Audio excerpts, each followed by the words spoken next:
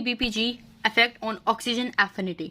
आज हमने वाला टॉपिक पढ़ना है विच इज मतलब पिछले टॉपिक से अब अगला टॉपिक। पिछले टॉपिक में मैंने बताया था कि कार्बन डाइऑक्साइड की कंसंट्रेशन और हाइड्रोजन आयन की कंसंट्रेशन का ऑक्सीजन एफिनिटी पर क्या असर होता है। अब हम पढ़ेंगे 2,3-बीपीजी इफेक्ट। 2,3-बीपीजी एक हमारे पास ऑर्गेनिक फॉस्फेट होता है जो कि आरबीसी ब्लड में पाया जाता है। और ये ऑर्गेनिक फॉस्फेट कहाँ से आता है? ये हमारे पास ग्लाइकोलिसिस के नतीजे में बनता है। ये ग्लाइकोलिसिस के नतीजे में ये 2,3-बीपीजी 2,3-बिसफॉस्फोग्लिसरेट इसका पूरा नाम होता है, ये बनता है। ये आपको यहाँ पे ग्लाइकोलिसिस पाथवे थोड़ा सा दिखाया गया कि ग्लूकोज से बना ये बना, तो इसके नतीजे में ये 2,3-बीपीजी बनता है। 2,3-बीपीजी दरअसल हमारे पास इसका भी वही काम है जो कि हमारे पास कार्बन डाइऑक्साइड की कंसंट्रेशन और हाइड्रोजन की कंसंट्रेशन का काम होता है। ये भी हमारे पास स्टेबलाइज करती है डीऑक्सीहीमोग्लोबिन की मतलब डीऑक्सीहीमोग्लोबिन को स्टेबलाइज करती है। यानी हम कहते हैं टी फॉर्म को स्टेबलाइज कर रही है। टी फॉर्म यानी जिसमें ऑक्सीजन नहीं होती। ये क्या करती है कि 2,3-बीपीजी ऑक्सीहीमोग्लोबिन के साथ रिएक्ट करके ऑक्सीजन को रिलीज करवा देती है और खुद बाइंड हो जाती है। खुद कैसे बाइंड होती है? ये खुद इस तरह से बाइंड होती है कि हमारे पास हीमोग्लोबिन की चेन्स होती है ना, हमारे पास इस तरह से ये चेन्स है। मिसाल के तौर पर ये अल्फा चेन है, ये बीटा चेन है, ये अल्फा है और ये बीटा है।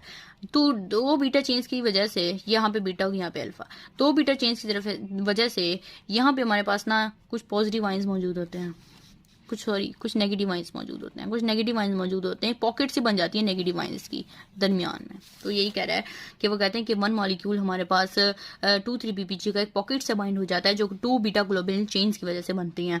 2 बीटा चेन्स की वजह से हमारे पास यहाँ पे शो किया हुआ है 2 बीटा चेन्स की वजह से यहाँ पे नेगेटिव आयंस की पॉकेट बन गई है।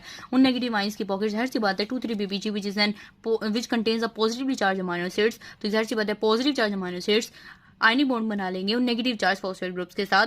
जो पॉजिटिव चार्ज अमाइनो एसिड्स हमारे पास जो होते हैं ना, वो 2,3-बीपीजी के मतलब this pocket contain several positively charge. तो मैंने आपको यहाँ पे सही बताया था, यहाँ पे बिल्कुल ठीक बात बताई थी कि ये हमारे पास पॉजिटिव आयंस ही होते हैं, यानी पॉजिटिव ही होते हैं, ठीक है ना। अब ये पॉजिटिव है। अब हमारे पास जो 2,3-बीपीजी है ना, उनके पास नेगेटिवली चार्ज फॉस्फेट मौजूद होते हैं, नेगेटिवली चार्ज फॉस्फेट ग्रुप्स मौजूद होते हैं जो इन पॉजिटिवली चार्ज अमाइनो एसिड्स के साथ रिएक्ट कर जाते हैं और यहाँ पर आके बाइंड हो जाती है।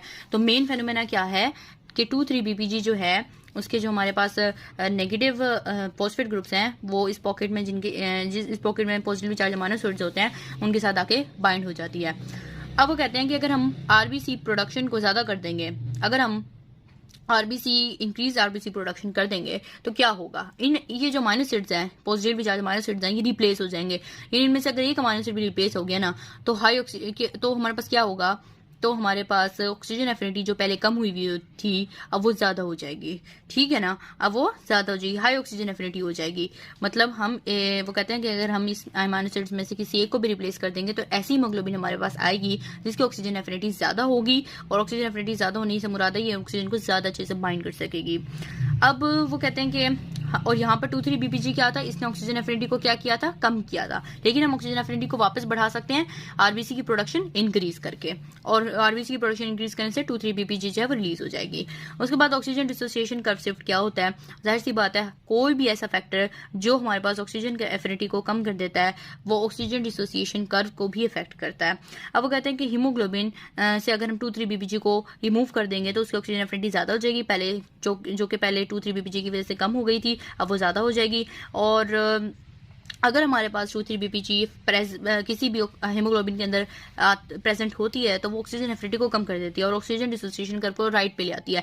लेकिन अगर हम वापस 2,3-बीपीजी को हटा के ऑक्सीजन एफिनिटी को बढ़ा देंगे तो ऑक्सीजन डिसोसिएशन कर्व वापस अपने नॉर्मल पे आ जाएगी, राइट पे जाने की बजाय। उसके बाद कहते हैं कि 2,3-बीपीजी का लेवल किन किन मतलब सूरतों में बढ़ सकता है?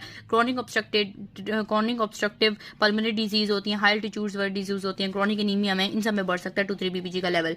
उसके बाद एक और बात है, वो कहते हैं हमारे पास जब हम किसी भी इंसान के अंदर ब्लड को ट्रांसफ्यूज करते हैं तो ब्लड ट्रांसफ्यूज किया जाता है तो उससे पहले ब्लड कहीं ना कहीं स्टोर करते हैं, फिर ट्रांसफ्यूज करेंगे। स्टोरिंग ब्लड होता है वो। जब भी हम ब्लड बॉडी से बाहर लेकर आते हैं तो उसके अंदर 2,3-बीपीजी का लेवल कम होना शुरू हो जाता है।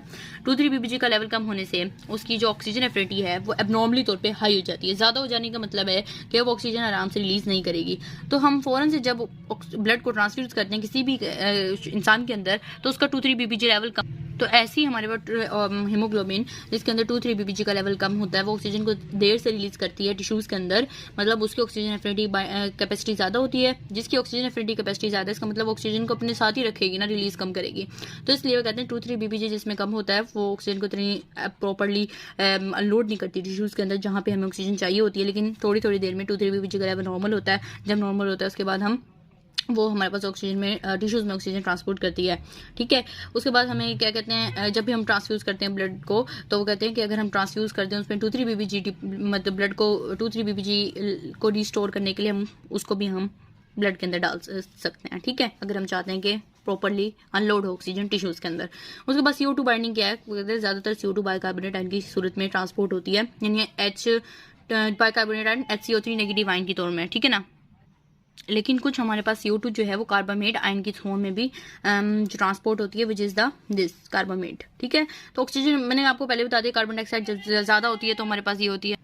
अब हम CO की बाइंडिंग पढ़ लेते हैं कार्बन मोनोऑक्साइड की। कार्बन मोनोऑक्साइड भी जब एक साइड पे हीमोग्लोबिन के बाइंड होती है ना तो दूसरी साइड पे ऑक्सीजन एफिनिटी कैपेसिटी को बढ़ा देती है। मिसाल के तौर पर हीमोग्लोबिन की 4 साइड्स हैं, हीमोग्लोबिन मॉलिक्यूल है, ये हीमोग्लोबिन चेन्स हैं, यहाँ से बाइंड, यहाँ पे आके CO2 बाइंड हो गई। जब कार्बन मोनोऑक्साइड आके बाइंड होती है ना तो और साइड्स की ऑक्सीजन एफिनिटी बढ़ जाती है और साइड्स पर ऑक्सीजन बहुत तेजी से आके बाइंड हो जाती है। जब ऑक्सीजन की एफिनिटी हीमोग्लोबिन के लिए बढ़ा दी जाती है इसका मतलब ऑक्सीजन की अनलोडिंग मुश्किल होगी, यानी अनलोडिंग जब तक कार्बन मोनोऑक्साइड नहीं बढ़ती, वो कार्बन मोनोऑक्साइड जब तक नहीं रिलीज होती तो ऑक्सीजन भी रिलीज नहीं होंगी। कार्बन मोनोऑक्साइड तो बहुत तेजी से रिलीज होती है क्योंकि उसकी एफिनिटी हीमोग्लोबिन के लिए ऑक्सीजन के मुकाबले में 220 गुना ज्यादा है, मतलब वो 220 गुना ज्यादा एफिनिटी से बाइंड होती है हीमोग्लोबिन के साथ, एफिनिटी से मतलब ज्यादा बाइंड होती है। तो जाहिर सी बात जब तक ये नहीं हटेगी ऑक्सीजन भी अनलोड नहीं हो सकेंगी, क्योंकि ऑक्सीजन एफिनिटी को बढ़ाती है और साइड्स की, लेकिन ऑक्सीजन अनलोडिंग तो मुश्किल हो जाती है ना। देखें, जितनी ज्यादा एफिनिटी होगी ना उतनी ज्यादा जो है ना वो अनलोडिंग जो है ना वो मुश्किल होगी, यानी अनलोडिंग जो है उतनी डिफिकल्ट होगी। अनलोडिंग तो डिफिकल्ट होगी लेकिन लोडिंग जो है आसान हो जाएगी, इजी हो जाएगी अगर एफिनिटी ज्यादा है। ठीक है ना, तो जाहिर सी बात है लोडिंग मुश्किल हो जाएगी, टिश्यूज में ऑक्सीजन की डिप्लीशन होना शुरू हो जाएगी, तो ये हमारे लिए मुश्किल हो जाएगा। अगर हम चाहते हैं कि कार्बन मोनोऑक्साइड की पॉइजनिंग खत्म किया जाए तो हम क्या करते हैं, ऑक्सीजन को ज्यादा से ज्यादा मतलब 100% ऑक्सीजन हाई प्रेशर पर उस पेशेंट के अंदर देते हैं, जिसकी वजह से हमारे पास कार्बन मोनोऑक्साइड डिसोसिएट हो जाती है और फिर ऑक्सीजन जो टिश्यूज को ट्रांसफर हो जाती है। अब हम नेक्स्ट वीडियो में माइनर हीमोग्लोबिन के